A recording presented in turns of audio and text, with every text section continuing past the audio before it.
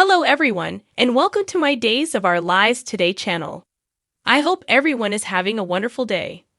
Before we begin, please hit the subscribe button and give this video a thumbs up. John and Steve have inquiries for Whitley. Brady revealed to Marlena at Horton Town Square that he thought Kristen was to blame for Rachel's disappearance. Brady's request for Marlena to speak with Kristen was accepted. Marlena requested it, and Brady complied. After sharing an embrace, Marlena walked away. Kristen was taken aback when Lonnie knocked on the door of the Demira estate. They gave each other a cozy hug. Lonnie received condolences from Kristen over Ava's passing. Kristen pretended to be concerned about Rachel, but Lonnie realized that she was lying. Lonnie suggested Kristen to tell Brady where Rachel was and to find a method to legally enjoy time with Rachel. Lonnie pleaded with Kristen to act morally, saying that Brady was just as significant to Rachel as Eli was to Jules and Carver. Kristen and Lonnie declared their love for one another before Lonnie left. Lonnie assured the two friends that they would see each other again soon, and Kristen remarked that it had been nice to see her. Kristen was astonished when Marlena emerged from the wine cellar a short while later. Marlena insisted that Kristen provide her Rachel's location. Even though Kristen claimed to know Rachel's location, she refused to divulge it for free. "I would need something in return," Kristen continued. Before Abe's funeral, John paid a visit to Steve and Kayla at their residence. Steve was informed by John that he had dreamt of Abe. John revealed that he had experienced the identical dream twice in a succession. "I'm going to say something that might sound a little bit wacky. I'm starting to wonder if maybe it wasn't just a dream after all," John said. John questioned whether his dream had been a premonition and claimed that the two men's belief that Marlena, Kayla, and Kate had passed away and Abe's death felt similar. In regards to Abe's disappearance, John observed that there were just too many unresolved issues. Steve concurred, and they made the decision to resume their inquiry together. Whitley's original police statement was the next thing Steve and John looked at. John stated that he believed someone had removed Abe from the hospital, and he added that the individual had knowledge of the location of the hospital's security cameras. Steve mentioned Whitley as a model employee.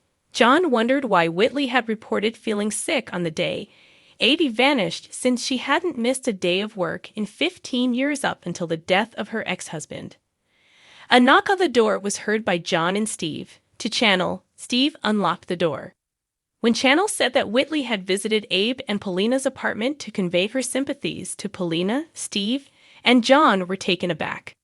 Whitley had worked on Abe's mayoral campaign, according to Channel, who also noted that Whitley had attended Abe and Paulina's Juneteenth wedding in the park the previous year. Steve and John decided to examine Whitley more closely after Channel left. Theo practiced his eulogy for Abe's funeral at Abe and Paulina's penthouse in front of Paulina. Theo gave a moving speech in which he welcomed the union of Abe and Paulina. With Abe gone, Theo promised he would look after Paulina. While sobbing, Paulina made a commitment to Theo that they would look out for one another. After Abe's funeral service, Theo, Channel, and Lonnie consoled Paulina at the park a while later. Paulina questioned Whitley's absence from the funeral. When Jerry was brought up, Theo noted that Jerry had shown regret about not having been able to help Abe. Lonnie was left in the park by herself when Theo, Channel, and Paulina had left. Lonnie remembered Jerry's apologies to her and Theo near the location of where Abe had purportedly perished as she sat on a park bench. After leaving the park, Lonnie got to her feet. Abe reiterated that Whitley wasn't Paulina while they were at Whitley's residence. Whitley got to his feet, and she injected Abe again against his will. When Whitley heard a knock on the door, she answered it to Jerry, who was startled to see Abe unresponsive. Jerry confided that he was having second thoughts about supporting Whitley's plan outside in the hallway. Jerry was shouted at by Whitley, who then said that she would leave Salem and take Abe somewhere far.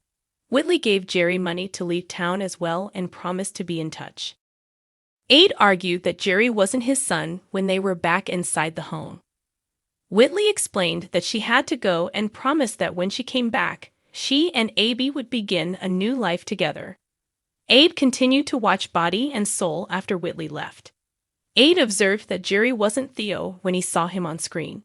Steve called Joan later from Salem University Hospital, where Whitley had heard him mention her name, and said he would speak with her. Why did Steve want to speak with her? Whitley questioned. According to Steve, who was Abe's close buddy, Channel had mentioned that Whitley had assisted Abe with his mayoral campaign.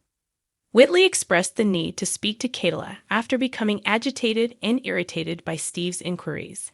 Whitley's announcement that she intended to submit her resignation caught Steve off guard. In a different apartment, Jerry hastened to pack when he heard a knock at the door. Liney appeared to be sneering at Jerry as he opened the door for her. Abby proceeded to watch Body and Soul at Whitley's residence. When a man showed up on the television, Abe was startled. Abe was the man in the picture. Thanks for watching. If you like this video, so please don't forget to subscribe my channel and don't miss any update.